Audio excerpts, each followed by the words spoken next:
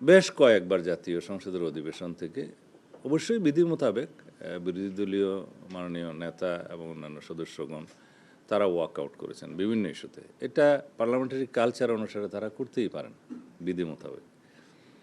কিন্তু যে সমস্ত ইস্যুতে তারা ওয়াকআউট করেছেন ওখানে কিছু কিছু তথ্য সঠিক ছিল না, ওনারা সঠিকভাবে উপস্থাপন করেনি। হয়তো তারা সরকারি দলের উপরে বিভিন্ন বিষয়ে দোষ চাপিয়েছেন বলা যায়। সেই বিষয়গুলো আমরা তাৎক্ষণিকভাবে যতটুকু অ্যাড্রেস করা দরকার পার্লামেন্টে সেইটুকুন আমরা অ্যাড্রেস করেছি। কিন্তু ওনারা যখন বাইরে এসে প্রেসের সাথে কথা বলেছেন তার মধ্যে অনেকগুলো বিষয়ে কথা বলেছেন যেগুলোর বিষয়ে আমাদের এখন বাইরে সেটার আমাদের জবাব দেওয়া প্রয়োজন। তা না হলে আমরা অনেকটা আপনাদের কাছে, মিডিয়ার কাছে, জাতির কাছে আমরা হয়তো আমাদের বিষয়টা পরিষ্কারভাবে তুলে ধরতে পারবো না। সেই জন্যে আজকের এই প্রেস ব্রিফিং। এই অর্ডিন্যান্সগুলোর বিষয়ে আমাদের মাননীয় আইনমন্ত্রী কথা বলবেন।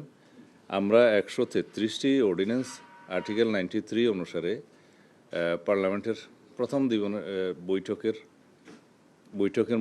বৈঠকে আমরা প্রথমে এগুলো উপস্থাপন করেছি, যেটা সাংবিধানিক বাধ্যবাধকতা উপস্থাপন করার। তার মধ্যে 4টা বিষয় থাকে। হয় 30 দিনের মধ্যে এগুলো অনুমোদন করতে হবে, অথবা অননুমোদন করতে হবে, অথবা এগুলো বিল আকারে অথবা সংশোধিত আকারে আমাদেরকে সেটা পার্লামেন্টে তুলে স্ব মন্ত্রণালয়ের যে সমস্ত অর্ডিন্যান্সগুলো জারি করা হয়েছিল সেগুলো আইনে পরিণত করতে হবে। তা আমরা একটা বিশেষ কমিটি জাতীয় সংসদের প্রথম দিকে যেটা করে দিয়েছিলেন মাননীয় স্পিকার, এই সংসদীয় বিশেষ কমিটির প্রস্তাবনার মধ্যেই থাকে তার অ্যাক্টিভিটিস কী হবে, কার্যক্রম কী হবে।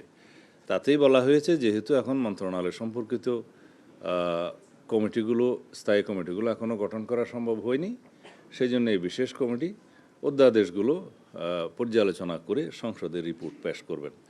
সেটা সংক্ষিপ্ত সময়ের মধ্যে 3টা লং সেশনে আমরা বসে বিশেষ কমিটিতে এপ্রিলের 2 তারিখে সেটা বিশেষ রিপোর্ট সংসদে সেই কমিটির আহ্বায়ক আমাদের মাননীয় সংসদ সদস্য অ্যাডভোকেট জয়নাল আবদিন সাহেব প্লেস করেছেন।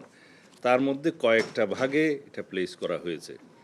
তার মধ্যে 98টি অর্ডিন্যান্সের ব্যাপারে প্রথম ভাগে বলা হয়েছে এটা অ্যাজ ইট ইজ আমরা সংসদে যেভাবে আছে সর্বসম্মতিক্রমে পাশ হবে। এরপরে 16টা অধ্যাদেশের বিষয়ে বলা হয়েছে যে এটা আমরা যাচাই বাছাই করে পরে বিল আকারে সংসদে উত্থাপন করা হবে। তারপরে একটা তালিকা আছে, সেই তালিকার মধ্যে যেগুলো আমরা হেফাজত এবং রহিতকরণ করব সেই তালিকাটা আছে। আরেকটা আছে সংশোধিত আকারে, সেটার সংখ্যা সম্ভবত 15টা। এখন সেই বিষয়গুলো আমরা কিভাবে উত্থাপন করলাম, মাননীয় বিরোধী দলীয় নেতা পরে যখন ওয়াকআউট করেন তখন তিনি বললেন যে 91টা বিল এখানে উপস্থাপন করা হয়েছে, 16টা যাচাই বাছাই করে পরে উত্থাপন করা বলে বলা হয়েছে, বাকিগুলো গেল কোথায়? আইনমন্ত্রী সাহেব ফ্লোরে জবাব দিয়েছেন যে 91টার মধ্যেই কিন্তু বাকি 17টা অন্তর্ভুক্ত। কারণ কোনো অধ্যাদেশ জারি হওয়ার 15-20 দিন, 1 মাস 2 মাস পরে দ্বিতীয় সংশোধনী আনা হয়েছে, কোথাও তৃতীয় সংশোধনীও আনা হয়েছে, মূলত অধ্যাদেশ একটা। তো যখন বিল আকার উত্থাপন করা হয় জাতীয় সংসদে, সব অধ্যাদেশগুলোকে এক করে একটা বিল আকারেই উত্থাপন করা হয়েছে। এইটা আমার মনে হয় মাননীয় বিরোধী দলীয় নেতা হয়তো খেয়াল করেননি। সেই কারণে তিনি মনে করেছেন 91টা না হয় প্লেস হলো, 16টা প্লেস হবে না, বাকিগুলো গেল কোথায়? বাকিগুলো এই 91টার মধ্যেই অন্তর্ভুক্ত। তিনি হয়তো এটা খেয়াল করতে পারেন। এই ডিটেলটা আইনমন্ত্রী সাহেব বলবেন। আর যে সমস্ত বিলগুলো নিয়ে পার্লামেন্টে এই বিশেষ রিপোর্টের মধ্যে মাননীয় বিরোধী দলীয় সদস্যগণ নোট অফ ডিসেন্ট দিয়েছিলেন, এই বিশেষ কমিটির রিপোর্টে হুবহু সেই সমস্ত নোট অফ ডিসেন্টগুলো উল্লেখ করা হয়েছে যেভাবে তারা দিয়েছেন। এবং নোট অফ ডিসেন্টওয়ালা অধ্যাদেশগুলো যেগুলো সংসদে উত্থাপিত হয়নি বা সংশোধিত আকার হয়েছে অথবা রহিত এবং হেফাজতকরণের জন্য উত্থাপিত হয়েছে, এই সব বিষয়ে নজিরবিহীনভাবে মাননীয় স্পিকার 2 মিনিটের জায়গায় কোথাও 10 মিনিট 15 মিনিট করে কয়েকজন সদস্য, বিরোধী দলীয় সদস্যদেরকে কথা বলার সুযোগ দিয়েছেন। তারা দীর্ঘ লিখিত বক্তব্য পাঠ করেছে, আপনারা দেখেছেন। এবং এটাও কিন্তু নজিরবিহীন। তো যে সমস্ত বিষয়ে এগ্রিড হয়েছিলাম সেগুলোর ব্যাপারে আলাদা আপত্তি উত্থাপন করতে পারে যখন বিল উত্থাপিত হবে, অথবা বিল উত্থাপন করার জন্য অনুমতি প্রার্থনা করবে। এই স্টেজটাকে বলা হয় পার্লামেন্টের প্র্যাকটিসে, কেউ আপত্তি দিলে অনেক সদস্য সংখ্যা থাকলেও একজনকে এর উপরে কথা বলতে দেয়া হয়। দুই একটা বিলের ক্ষেত্রে আমি দেখেছি মাননীয় স্পিকার কয়েকজনকেও চান্স দিয়েছেন, সুযোগ দিয়েছেন। 2 মিনিটের জায়গায়, যেটা আগের ট্রেডিশন, 10 মিনিট 15 মিনিট করে দিয়েছেন। এবং সমস্ত বক্তব্যগুলো দেখা গেছে তারা বাইরে থেকে রেডি করে নিয়ে গেছে, which is good, I appreciate it, ready হয়ে যাওয়া ভালো। কিন্তু এটা রচনা আকারে তারা পাঠ করেছেন বিবৃতিগুলো। এরপরেও আমরা কোনো কারণ দেখিনি শেষের দিনে ওয়াকআউট করার। সেটা যেটা হয়েছে জুলাই স্মৃতি জাদুঘর, সেটা হ্যাঁ রিপোর্টের মধ্যে অ্যাজ ইট ইজ পাস করার জন্য সবাই এগ্রিড হয়েছিল, কিন্তু মন্ত্রণালয় যখন বিলটা আনে অ্যাজ ইট ইজ আকারেই আনছে।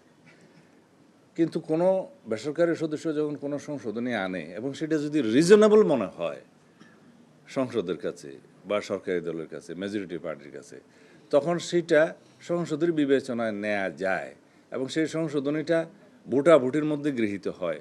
হ্যাঁ, এখানে তারা আপত্তি দিয়েছেন, তারা কিন্তু কোনো সংশোধনী এনে তারপর আপত্তিটা দিতে পারতেন, তারপরেও তাদেরকে কথা বলার সুযোগ দেওয়া হয়েছে। বিষয়টা হচ্ছে জুলাই স্মৃতি জাদুঘরের নিয়ন্ত্রণ মন্ত্রণালয়ে থাকবে না কোনো মন্ত্রণালয়ের বাইরে বেসরকারি লোক থাকবে। কিউরেটর কে হবে সেটার বিষয়ে বলা নেই, যদিও তিনি এখন বেসরকারি বাইরের মন্ত্রণালয়ের বাইরের একজন বিশিষ্ট ব্যক্তি। কিন্তু সেই আইনে অবসর গ্রহণের বিষয়টা বা পদত্যাগের বিষয়টা যেভাবে বলা হয়েছে, সেই ব্যক্তি স্বেচ্ছায় পদত্যাগ না করলে রোজ কিয়ামত পর্যন্ত তাকে সরানোর কোনো সুযোগ ওই আইনে রাখা হয় নাই। সেই জন্য বলা হয়েছে আইদার তিনি সরকারের কাছে পদত্যাগ করবেন, অথবা কোনো কারণে যদি সরকার রিজনেবলি মনে করে যে তাকে অপসারণ করা দরকার, সেই সুযোগটা সরকারের কাছে আছে। তখন এই বিষয়ে কথা আমরা আরও বলতে পারতাম। আমরা লিডার অফ দি হাউসের অনুমতি নিয়ে এবং আইনমন্ত্রী সাহেব যথাযথভাবে ফ্লোরে বলেছেন যে আমরা এরপরেও এটা আরও সংশোধিত আকারে বিল আনতে পারি পরের সেশনে, তার আগে আমরা আলাপ আলোচনা করব, আপনাদের বক্তব্য শুনবো, এবং এটা আমরা প্রতিশ্রুতি দিচ্ছি যে এই বিষয়ে আমরা সবাই মিলে আলোচনা করে একটা নতুন বিল আবার আনতে পারি। সেটা তো একটা উত্তম প্রস্তাব। তা এখন সেই বিষয়গুলো রিজনেবলি তারা বিবেচনা না করে এবং ওখানে আবার নির্বাচনের কিছু ইস্যু তুলে এবং অন্যান্য অপ্রাসঙ্গিক কিছু বক্তব্য তুলে তারা যে কয়েকবার ওয়াকআউট করেছেন, সেই বিষয়গুলো আমার মনে হয় যে যৌক্তিক হয়নি।